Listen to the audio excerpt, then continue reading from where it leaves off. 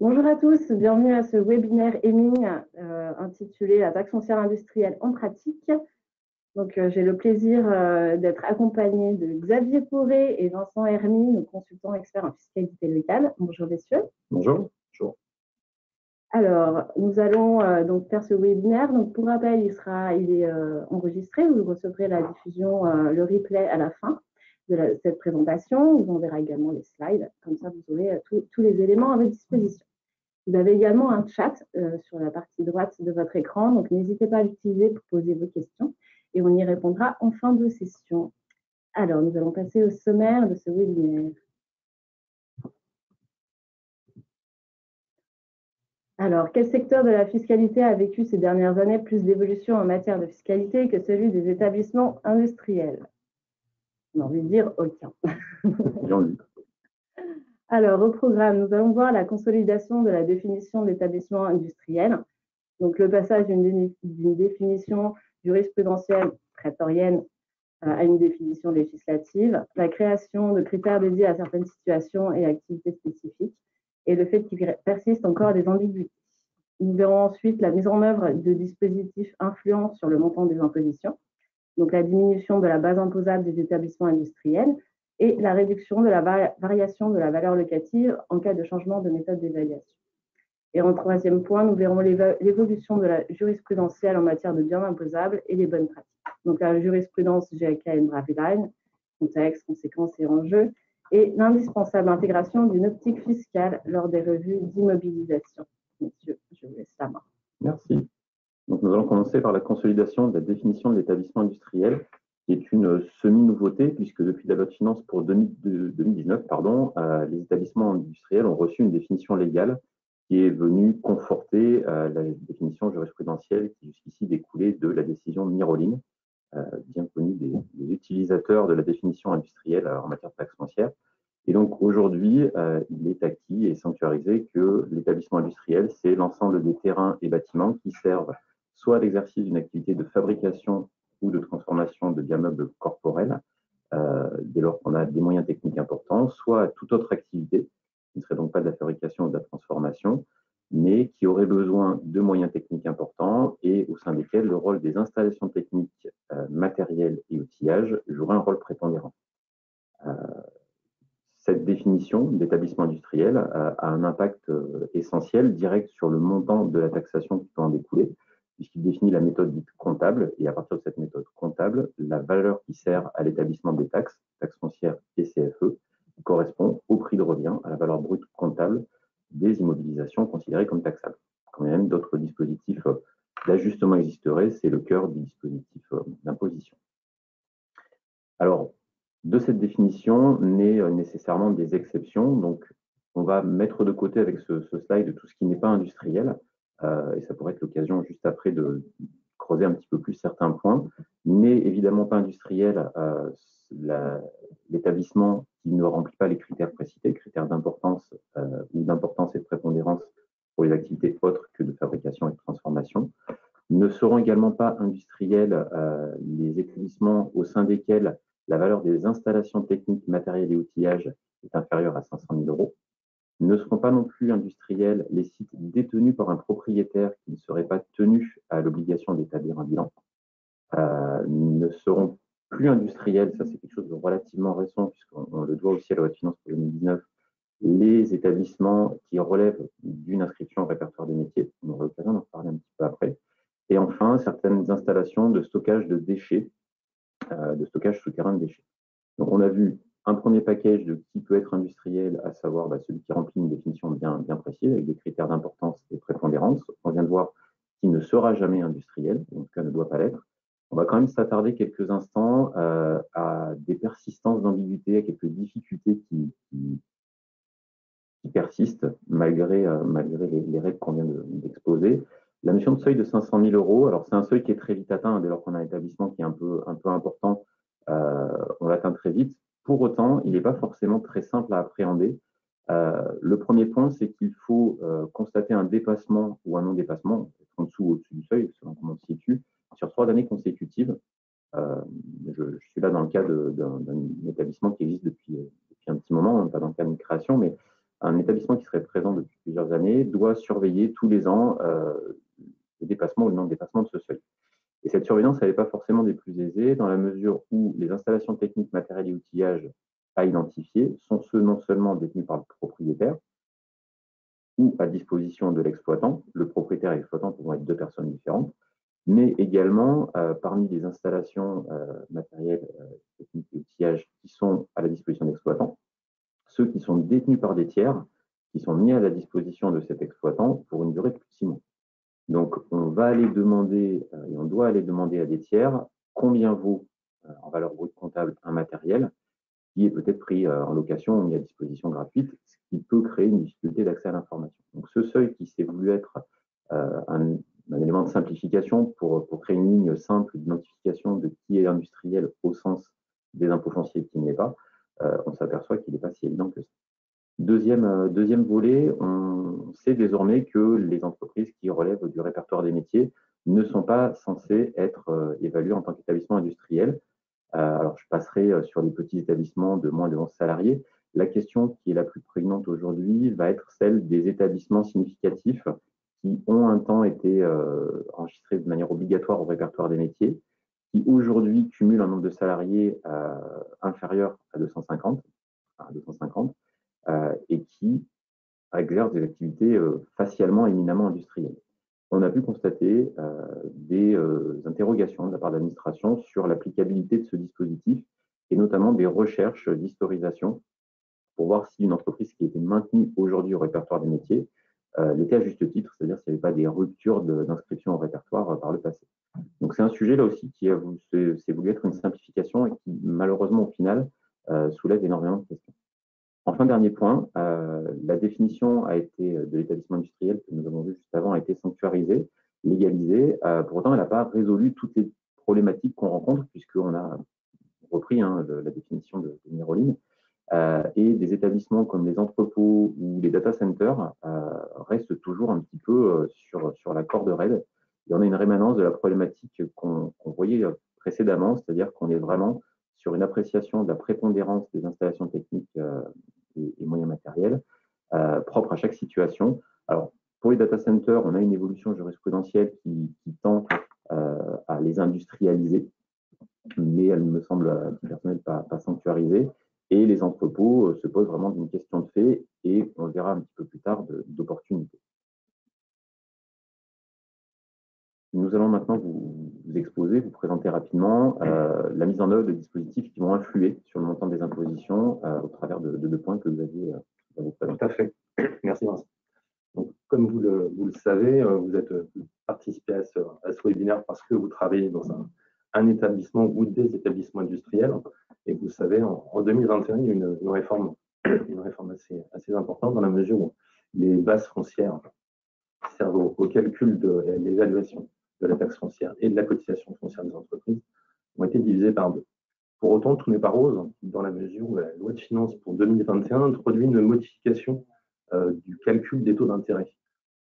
Auparavant, cette revalorisation relevait d'amendements parlementaires et depuis l'année dernière, ça relève d'un calcul et ce calcul repose sur le alors après c'est difficile à dire, il correspond au glissement annuel de l'indice des prix à la consommation harmonisé, donc l'ICPH qui est constaté au mois de novembre de l'année précédant l'imposition.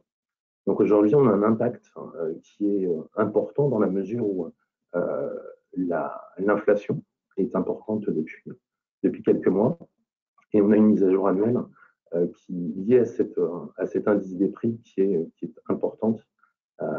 En cas de persistance du niveau d'inflation, c'est vrai que la taxe foncière et la CFE retrouveraient, d'après les calculs, leur niveau 2021 dès 2031, donc c'est demain. Et un coefficient proche de 5,8% n'a pas été vu depuis 1986. À l'époque, c'était 6%. On sait aussi que la taxe foncière a augmenté de moins de 2% en 2022. Donc, les bases de taxe foncière ont augmenté de 2%. Les taux d'imposition ont augmenté de 2%. Pour autant, il y a un certain nombre de villes où des taux d'imposition à plus de 10% ont été constatés, notamment Marseille, Tours et certaines grandes villes. Un autre dispositif qui peut influer sur le montant des impositions, c'est la variation, en tout cas la réduction de la valeur locative en cas de changement de méthode d'évaluation. Vous pouvez avoir aujourd'hui un calcul d'opportunité dans la mesure où vous avez en cas de changement de méthode d'évaluation de la méthode commerciale vers la méthode industrielle, vous pouvez avoir un gain potentiel. C'est vrai qu'historiquement, l'évaluation industrielle était toujours plus onéreuse, en tout cas dans 9 cas sur 10, l'évaluation industrielle était plus chère que la méthode commerciale. Aujourd'hui, c'est plus le cas. On s'aperçoit qu'en 2021, le passage du commercial en industriel est moins cher. On a un certain nombre de dispositifs. La taxe d'enlèvement des ordures ménagères n'est pas payée pour un établissement industriel, contrairement à un établissement commercial. Donc, un certain nombre de choses qui peuvent être envisagées. Pour autant, lorsque vous avez une méthode d'évaluation qui est modifiée, donc industriel vers commercial ou commercial vers industriel, si vous avez une variation qui est supérieure à 30%, vous avez l'administration, en tout cas le législateur, a introduit un mécanisme de neutralisation sur 6 ans de cette variation. Donc on a repris on a fait un petit exemple de valeur locative comptable. Donc on parle d'un entrepôt logistique qui perd son caractère industriel à compter de 2022. La valeur locative comptable théorique en 2022, elle était de 500 000 euros. La valeur locative révisée du fait du passage en commercial, cette valeur locative est de 270 000 euros. L'écart constaté de 230 000 euros est bien supérieur aux 30% de variation imposée par le texte. Donc, on a un lissage sur 6 ans, donc en décroissant, de 85, 70, 55 jusqu'à la fin de la 6e année.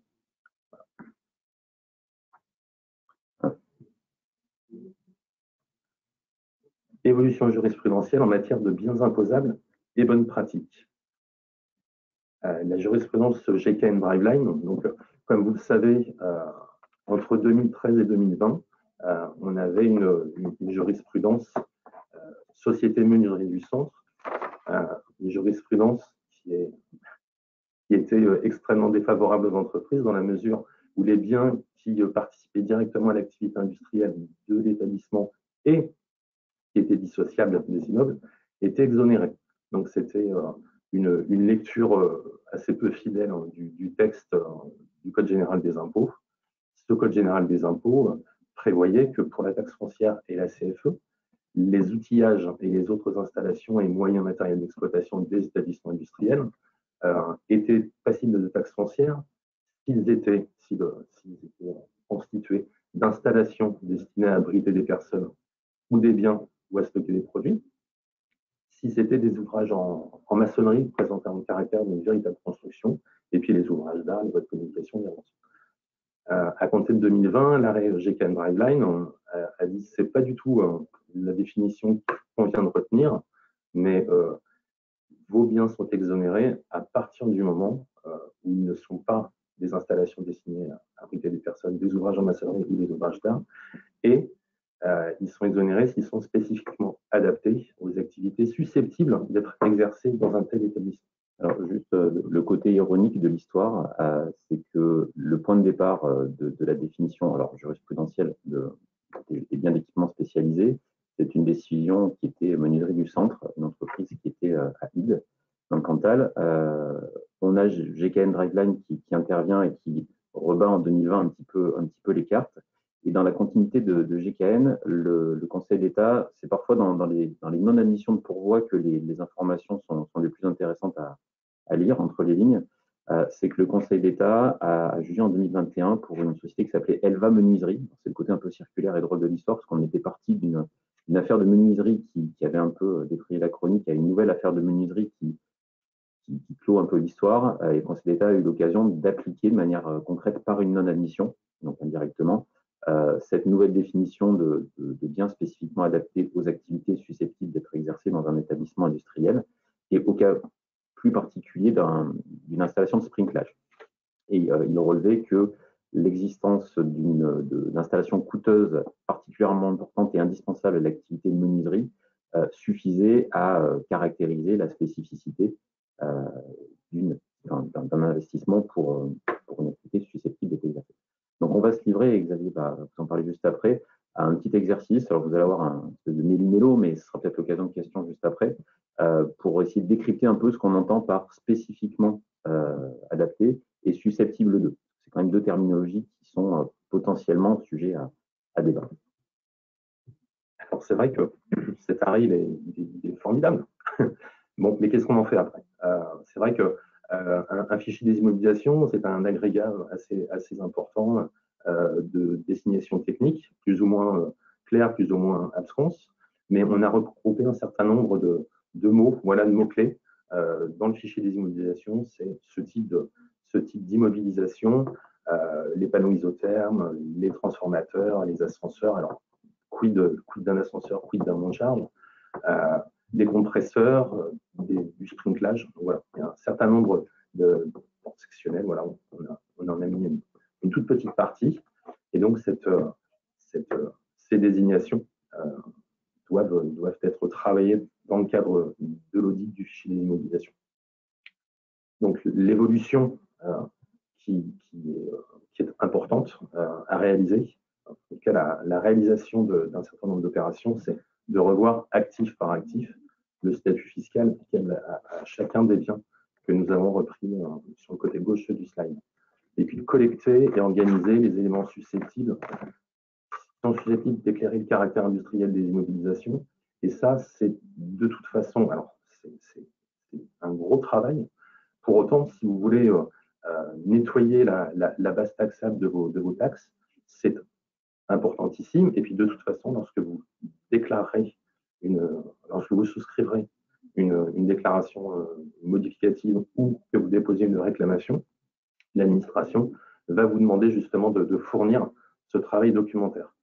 On s'aperçoit avec GK Driveline qu'en plus des délais d'instruction qui sont de plus en plus longs, on constate un renforcement des exigences de l'administration. Et ces exigences, c'est prouvez-nous que ces actifs sont bien un transformateur, par exemple. Prouvez-nous que cette ligne correspond à un transformateur. Et le prouver, c'est fournir la facture, le devis, des photos, un reportage photo. Voilà. Donc, il y a un certain nombre de choses que l'administration va exiger. Elle pourra exiger une visite du site. Ça, c'est quelque chose qui est plutôt bien reçu de la part des inspecteurs des impôts. Et puis, il y a aussi la sollicitation d'explications, la sollicitation d'explications à caractère technique. C'est l'administration nous dit, pour pouvoir être exonéré, il faut que le bien soit connoté industriel. Voilà, expliquez-nous dans quelle mesure le bien que vous demandez à exonérer est bien spécifique à l'activité, à une activité industrielle. Alors, il y a quelques mots d'ordre simples. On arrive enfin, j'espère qu'on n'a pas été trop long, mais à la partie plus pratique. C'était un peu la promesse du titre et de l'invitation de départ. Qu'est-ce qu'on en fait de tout ça? Sur un format aussi court, c'est compliqué d'être exhaustif. Le but, c'était de soulever un ensemble de thématiques et peut-être des questionnements pour rendre un peu ce webinaire plus interactif. Des mots d'ordre simples. Pour ceux et celles d'entre vous qui ont des projets d'investissement, vous aviez parlé du passé, qu'est-ce que je fais avec mes immobilisations? Je les revois une par une pour leur donner une qualification au sens du cadre qui est fixé par GKN, toutes les jurisprudences qu'on a maintenant qui l'éclairent un peu. Et qu'est-ce qu'on fait quand on a un projet nouveau? Vous l'avez sous les yeux, documenter. Alors, je vais essayer une expression, je ne sais pas si elle parlera à certains et certaines d'entre vous, mais j'ai le sentiment qu'on est dans une période de CRisation. Alors, je m'explique, de CIRisation. J'ai le souvenir au début du crédit d'impôt recherche où les dossiers qui étaient à déposer n'étaient pas très compliqués. On arrivait à justifier les choses de manière assez simple. La montée en puissance du ministère de l'Enseignement supérieur et de la Recherche a complexifié la donne, des souhaits de justification plus importants, des exigences de justification. On est passé de souhaits à exigences et maintenant, pour ceux qui le pratiquent, c'est devenu une activité à temps plein qui requiert des compétences et des ressources propres. Dans une certaine mesure, les impôts locaux liés aux établissements industriels sont en train de suivre cette voie, puisqu'on voit bien que l'administration, qui jusqu'ici se limitait à exiger des factures qui n'étaient pas très parlantes, commence à exiger une explication des process, une explication de l'intégration, même si c'est un petit peu exagéré, mais de l'intégration des investissements dont l'exonération est envisagée à ces process. Ensuite, une explication si les installations sont un peu génériques, une démonstration qu'elles ont bien un caractère propre à des établissements industriels. Bref, on nous demande vraiment de plus en plus démontrer. Et donc, quel est le meilleur moment que de préparer une documentation justificative? C'est quand ton investissement va arriver et qu'on est en train de faire sa déclaration foncière, pour le coup, déclaration Modalus, et qu'on s'apprête à la déposer parce que c'est à ce moment-là qu'on peut anticiper les contrôles à venir. Donc, vraiment un mot d'ordre pour ceux et celles qui ont des projets d'investissement importants, construction, agrandissement. Voilà. Mettez tout en œuvre pour avoir du lien avec les personnes qui gèrent le projet, responsables travaux, compta, finance, fiscalité. C'est vraiment à ce moment-là que tout se joue pour les 10-20 prochaines années. Un autre point, c'est OPEX-CAPEX, c'est charge ou IMO. L'arbitrage n'est jamais forcément simple. Est-ce qu'on passe une dépense d'investissement en charge ou en mobilisation? Aujourd'hui, si on fait le choix de la passer en IMO, il faut documenter, c'est toujours au point 1. Et puis, il faut surtout s'assurer qu'on est bien face à une mobilisation qui ne pourrait pas être autre chose qu'une IMO, pas une charge divisée. Donc, c'est parfois un choix purement financier. Mais il faut bien garder à l'esprit que passer un CAPEX, passer une IMO, c'est potentiellement augmenter la taxe foncière et sur un rythme évoqué tout à l'heure par Xavier, indexé sur l'inflation. On est aujourd'hui sur du 6%. 6%, c'est avec l'IPCH du mois d'août, hein, donc ça sera peut-être 7, 8, 9 à la fin de l'année. Espérons 4, 5 et 3, mais on est plutôt parti sur 7, 8, 9. L'année prochaine, la tendance est plutôt orientée sur le même biais et pour le futur, voilà, c'est assez illisible à ce stade. Donc vraiment un arbitrage qui doit être fait de manière concertée et fin sur la décision passage en charge ou en ligne. Après, il y a une lapalissade. Une immobilisation, c'est un actif qui est censé être présent et il est censé porter des avantages économiques futurs. Si entre-temps, il a été démoli, rénové fortement, restructuré, détruit ou cédé, il n'a plus à être dans le bilan. La réalité du terrain, l'expérience qu'on rencontre au quotidien, c'est qu'encore nombre de nos clients stockent, c'est un peu bizarre de dire comme ça, mais stockent de l'IMO, parce que du coup, elle n'est plus là, donc c'est devenu quelque chose, mais on ne sait pas pourquoi, et se retrouvent taxés sur des biens qui n'existent plus. Donc, ce n'est pas forcément des missions simples, ce n'est pas forcément les missions les plus plaisantes de la Terre pour les opérationnels, mais faire une revue sur le terrain, des immobilisations, des comptes 213, 214, 218 éventuellement, c'est la garantie d'avoir une juste imposition. C'est la certitude de ne pas être taxé sur des choses qui n'existent plus. Et c'est vraiment des choses à initier, soit en mode un peu one-shot, soit de manière un peu plus récurrente, rémanente, avec la mise en place de process. Et puis, je vais laisser le dernier point à Xavier, parce que c'est un point qui lui tient particulièrement à cœur. La crise énergétique, elle est en plein dans l'actualité, crise environnementale aussi, et le foncier dans tout ça. Le foncier dans tout ça. Alors, c'est vrai qu'à l'heure où les effets du changement climatique commencent à sérieusement se faire ressentir, et où les appels à la sobriété font florès, on entend ça depuis une semaine, on peut rappeler que les constructions et les installations destinées à lutter contre la pollution de l'air et de l'eau peuvent être exonérées à hauteur de 50%. Et de surcroît, pour peu que les collectivités aient pris une délibération en ce sens et que les contribuables souscrivent une déclaration annuelle spécifique, l'abattement peut être porté à 100%. Donc le bien est alors totalement exonéré, donc ça ne fait jamais de mal. Merci Xavier. On arrive au terme de cette présentation. Encore une fois, c'est compliqué en 30 minutes de couvrir tous les sujets et l'objectif, c'était vraiment d'apporter sur la table un ensemble d'éléments qui puissent permettre à celles et ceux d'entre vous qui auraient des questions de les poser sur la table et puis d'accorder un peu un temps à ce volet-là. Donc, je ne sais pas, Gaëlle, si nous avons des demandes. Alors, je vous rappelle que vous avez du coup l'onglet sur votre droite pour poser toutes vos questions. On va déjà en prendre une première. Comment savoir si j'ai bénéficié d'un abattement sur ma station d'épuration? Bon je vais continuer. Vous êtes réactif. Alors, comment savoir si vous avez bénéficié de cet abattement? Tout d'abord, vous pouvez demander à l'administration si c'est le cas. C'est vrai qu'il y a du turnover dans les entreprises, donc une station d'épuration qui a 30 ans, 40 ans, on n'est pas pas susceptible de savoir si elle est vraiment exonérée à 100% ou à 50%. Donc, il faut demander à l'administration, dans le cadre de la documentation qu'elle peut vous fournir, la fiche d'évaluation. Et donc, sur cette fiche d'évaluation, vous pourrez voir si vous avez des installations techniques spécialisées du type station d'épuration qui sont exonérées. Je précise tout de même ce que je n'avais pas dit tout à l'heure. Cet abattement, il y a des conditions. Si votre installation destinée à lutter contre la pollution a été acquise avant 1992, vous avez dû pratiquer un amortissement exceptionnel sur un an. C'est pas évident de le savoir, mais donc voilà, c'est la seule condition. Après 92, le bien doit être éligible à l'amortissement exceptionnel. Pour autant, vous n'avez pas à pratiquer l'abattement, l'amortissement de manière effective. J'espère que j'ai été clair. Merci Xavier. Une autre question. Vous parliez de sortie d'actifs. Comment est fait le lien entre les sorties et la taxation? Alors, le lien, tout dépend de l'importance des sorties qui ont été réalisées. Si on parle d'une destruction partielle ou complète d'un bâtiment, on a quand même une obligation déclarative. À défaut, quand on est sur des démolitions, enfin, c'est des sorties partielles au fil de l'eau, il n'y a en principe pas d'obligation déclarative. Donc, le contribuable n'est pas censé le signaler à l'administration, qui devrait, sur le papier, dans les textes, venir au quotidien, enfin annuellement en tout cas, vérifier ces sorties-là. Dans la réalité, ça ne se passe pas comme ça, donc il incombe toujours au contribuable de faire la démarche d'être proactif, soit par le biais d'une déclaration de type modèle IEL qui déclare des sorties, soit par un courrier qui détaille très explicitement les biens qui ont été sortis. Petite astuce quand même, avant de déclarer une sortie, c'est peut-être là aussi une lapalissade, ce sera la deuxième de la journée, mais il est pas mal de s'assurer que le bien dont on annonce la sortie a été taxé, au risque de s'exposer à quelques questions de la part de l'administration.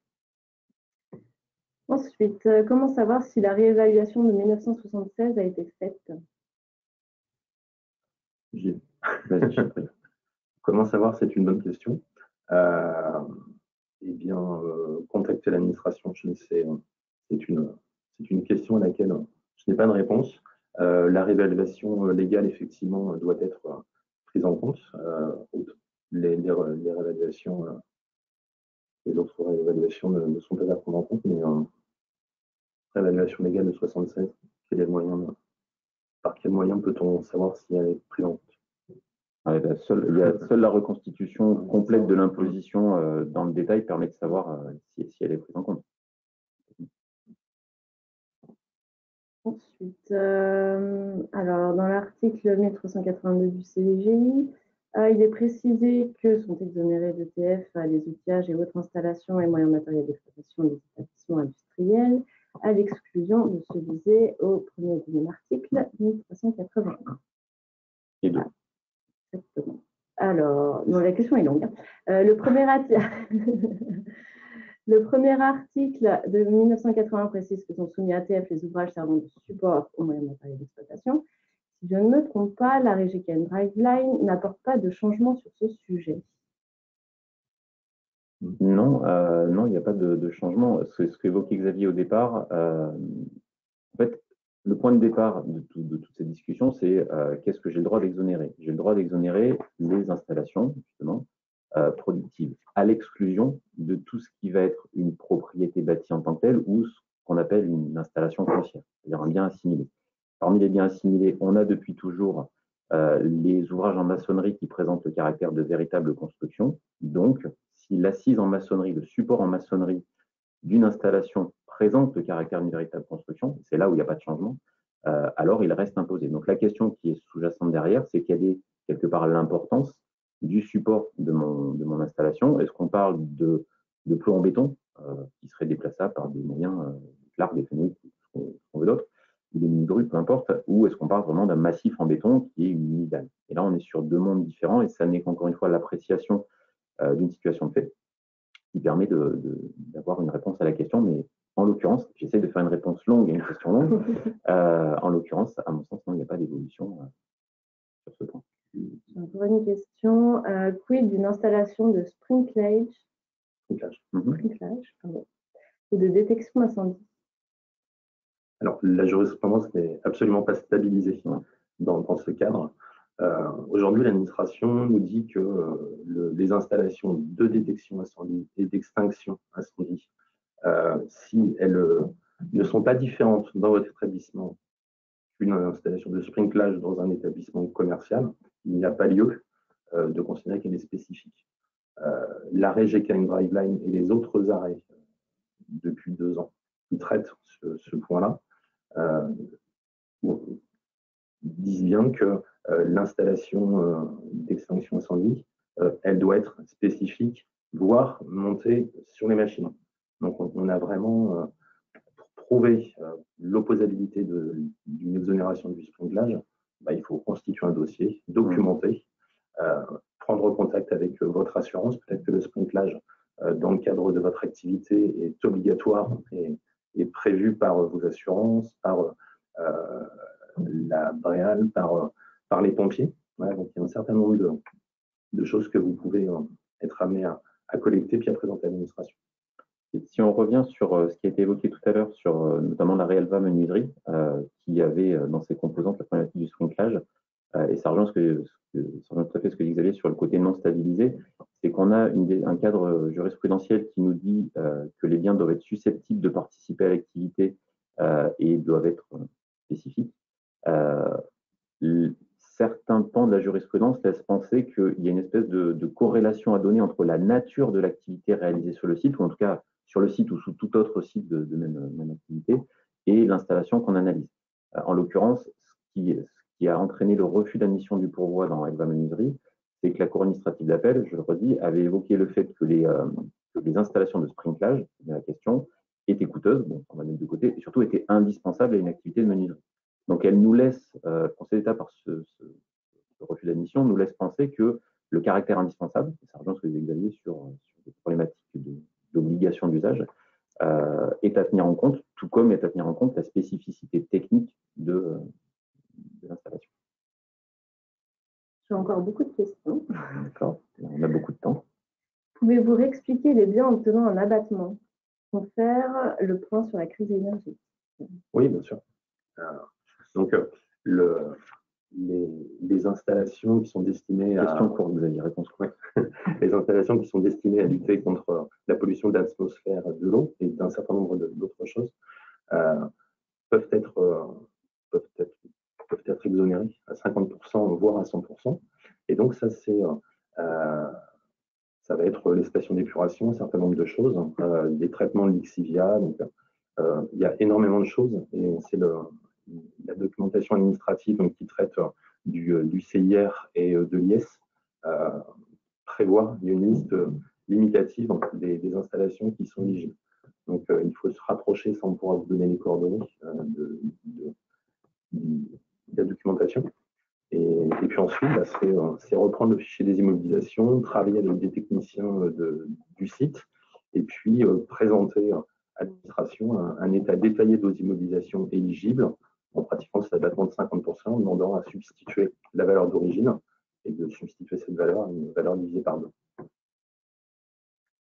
Merci Xavier. Comment démontrer que le remplacement d'une immobilisation ne doit pas être soumis à taxe foncière s'il n'y a pas d'utilisation de la méthode comptable des composants? Je veux que tu la reposes celle-là. Alors, comment démontrer que le remplacement d'une immobilisation ne doit pas être soumis à la taxe foncière s'il n'y a pas d'utilisation de la méthode comptable des composants? Okay.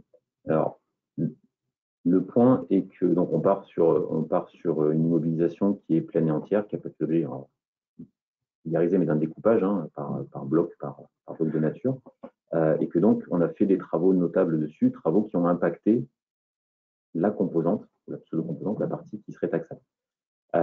Et ben, la problématique, c'est clairement celle évoquée depuis le début, c'est la problématique de la charge de la preuve.